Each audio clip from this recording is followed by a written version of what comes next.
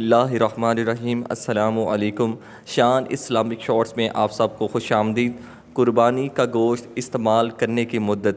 حضرت عائشہ رضی اللہ تعالی عنہما فرماتی ہیں کہ ایک مرتبہ حضرت علی رضی اللہ تعالی عنہ ہمارے یہاں طویل سفر سے واپس آئے۔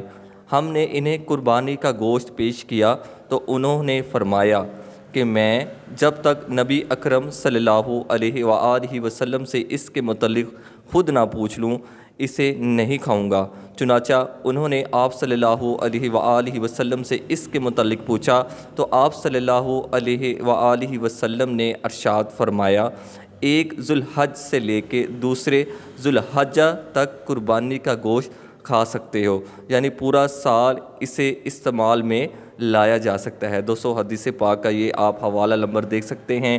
اس حدیث پاک کو دوستو خود بھی اس پہ عمل کریں اور اپنے دوستوں کے ساتھ بھی اسے صدقہ جاریہ کے طور پر لازمی شیئر کیجیے گا، اور میرے اس چینل شان اسلامک شارٹس کو لازمی سبسکرائب کر لیں۔